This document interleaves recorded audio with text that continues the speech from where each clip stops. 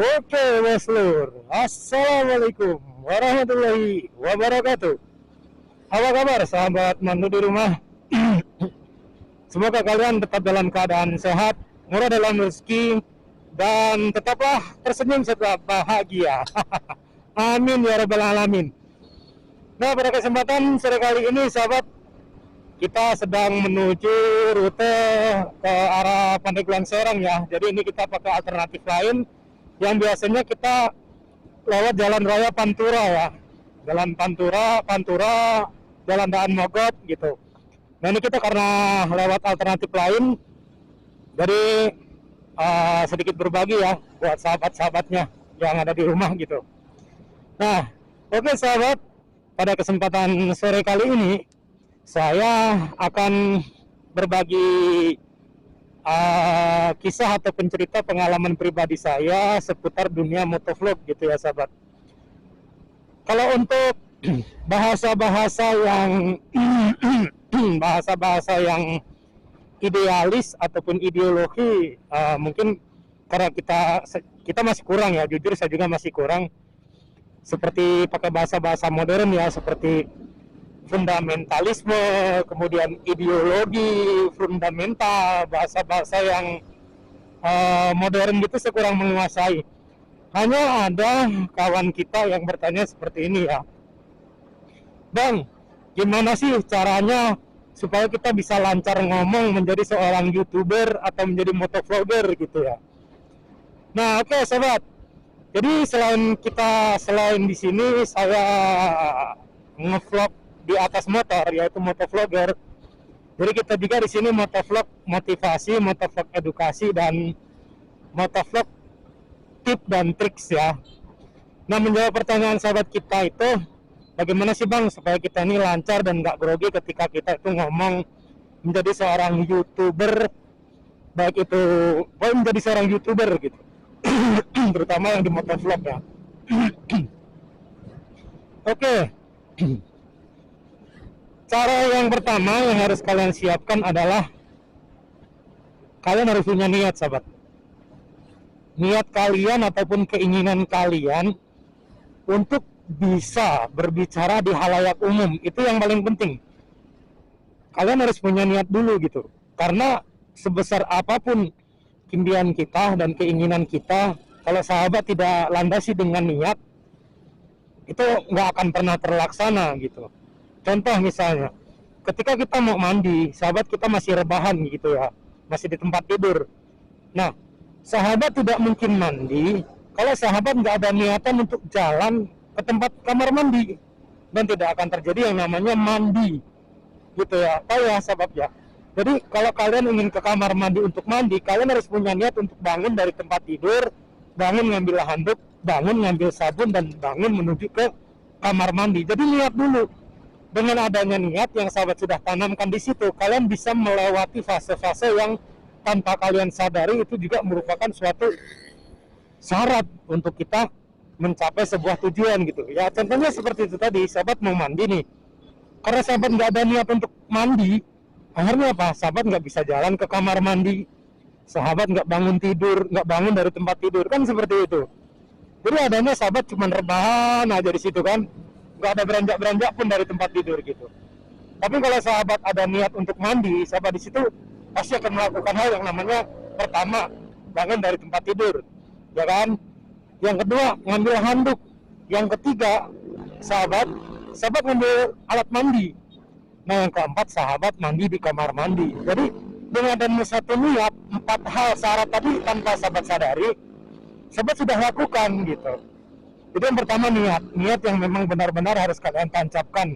Kalau topik kita sekarang ini kan niatnya untuk bisa berbicara di halayak umum. Dia tanamkan dalam diri sahabat bahwa niat saya ingin belajar untuk supaya bisa menguasai bahasa, dia bisa menguasai suatu keadaan dalam saya menyampaikan sebuah informasi gitu. Pertama niat.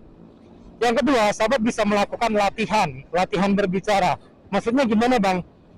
Pengalaman saya dari sahabat, saya dulu orangnya paling malas ngomong ya. Jujur, paling malas ngomong, terus paling malas untuk ngoceh-ngoceh, ngecaprak gitu, paling malas. Jujur aja saya paling malas dulu itu. gitu. Cuman setelah saya pelajari, saya menjadi seorang motovlogger, nggak mungkin dong kita cuman nge-shoot video nih kayak gini nih, kita di perjalanan kayak gini diem aja nih, misalnya diem.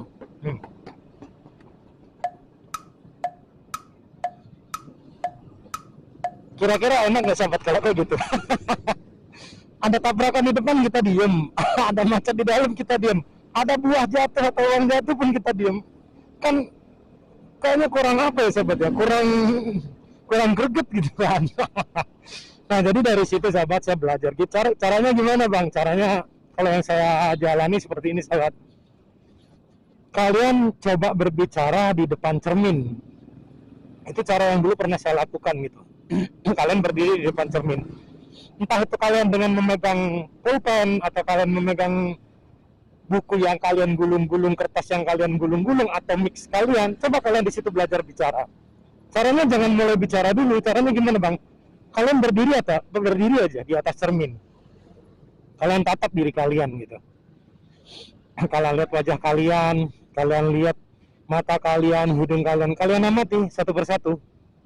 Nah, dengan adanya di situ, nanti sahabat pasti ada sebuah keinginan untuk menjadi lebih baik. Ini loh diriku, ini loh saya harus menjadi lebih baik dari yang sekarang. Nah, dengan adanya itu pasti nanti akan ada suatu keinginan untuk kita belajar bicara. Pertanyaan gimana bang? Udah kalian ngoceh aja depan cermin, ketawa-ketawa sendiri, ngomong-ngomong sendiri, udah, itu lakuin aja. Misalnya kita dengan motovlogger nih, kita berusaha untuk coba ngucapin, halo bang abangku, bagaimana kabar kalian? Semoga kalian sehat selalu, dan kebayang kalian bagi kalian yang kerja siang dan malam, jungkir balik, kepala jadi kaki, kaki jadi kepala, semoga kalian mendapatkan keberkahan. Nah, itu contohnya seperti itu ya sahabat. Itu harus kalian terapkan dan harus kalian lakukan gitu. Kenapa? Kalau tidak, kayak kita nggak akan pernah tahu kesalahan kita, kekurangan kita di mana, dan mental kita nggak akan terbentuk di situ. Mental kita untuk ngomong nggak ada, karena kita tidak bisa ngomong atau kurang lancar ngomong karena kita itu saat pasti yang saya alami itu karena kita ada rasa takut salah ngomong, takut menyampaikan, itu pasti sudah ada itu sahabat ya. Nah caranya gimana bang? Namanya kita sedang belajar, kita jangan pernah takut untuk melakukan kesalahan sahabat. Lakuin aja apa yang sahabat mau omongin, apa yang sahabat mau sampaikan aja, bebas kita ini. Di atas motor kita bisa menyampaikan apapun itu gitu. Dalam artian hal yang positif ya, jangan menyampaikan hal yang nggak bagus gitu. Nanti bilang, bang cebol lo, nggak bisa tinggi lo. Nanti yang ada kita diomelin sama nih kawan kita tadi hampir keserempet ya. Bapak itu juga salah sih, mau belok tapi nggak ngesen gitu kan. Jadi seperti itu sahabat, berdirilah di depan cermin, kalian tatap diri kalian coba ngomong, ya minimal kalian Assalamualaikum warahmatullahi wabarakatuh, atau selamat siang kakak-kakak semua, selamat siang abang-abang semua. Lo ngoceh aja depan kaca bro. Ngoceh aja udah, mau didengerin mau enggak, bodo amat gitu. Kayak tau nggak lo, sahabat tau nggak penyiar radio tuh. Nah penyiar radio itu kan dia nggak ada yang nonton tuh di siaran radio, tapi mereka ngomong. Nah itu mereka pasti, saya yakin mereka juga sebelumnya nggak selancar itu dan nggak sefasih itu gitu. Ketika ngobrol di depan halayak umum, pasti yang namanya grogi, takut itu pasti ada sahabat. Nah caranya gimana bang? Itu tadi trik yang saya lakukan, berdiri di atas cermin, tatap wajah kalian, tatap muka kalian, kalian amati diri kalian gitu. Masa iya sih si A si B bisa ngomong, saya enggak gitu. Motivasinya di situ. Nah nanti lama kelamaan sahabat coba aja ngomong di situ di depan cermin, nyampein apa, entah itu nyampein tentang warna kentut ya kan, entah itu nyampein tentang rasa asap knalpot gitu, enggak apa-apa, sah-sah aja gitu. Lo mau nyampein apapun nggak apa-apa sobat, yang penting lo ngomong aja. Nah setelah kalian melakukan hal itu, coba kalian terapkan. Kemudian setelah kalian coba berusaha ngomong di depan cermin, ini yang paling penting sahabat, susunlah suatu kalimat ataupun kata itu agar orang lain bisa mengerti gitu. Dalam artian, sampaikan suatu kalimat ataupun kata sesederhana mungkin, tanpa harus yang pakai bahasa intelektual tinggi. Yang penting penonton ngerti gitu, tahu maksud yang kita mau sampaikan itu apa, mereka tahu. Nah itu yang bagus seperti itu, menyusun kata menjadi sebuah kalimat agar dipahami oleh penonton, itu yang paling penting. nggak harus kita pakai bahasa-bahasa yang modern ya, bahasa-bahasa yang berintelektual gitu, nggak perlu seperti itu. KPK gunakan bahasa yang sederhana tapi mudah dipahami. Itu yang kedua ya sahabat. Yang ketiga ya, pertama tadi niat, yang kedua belajar berbicara lah di depan cermin, yang ketiga rangkailah kata menjadi sebuah kalimat yang sederhana yang mudah dipahami oleh orang lain gitu. Yang keempat, konsistensi dalam kita menyampaikan sebuah kondisi, konsistensi dalam berbicara. Artinya gini maksudnya sobat, konsisten.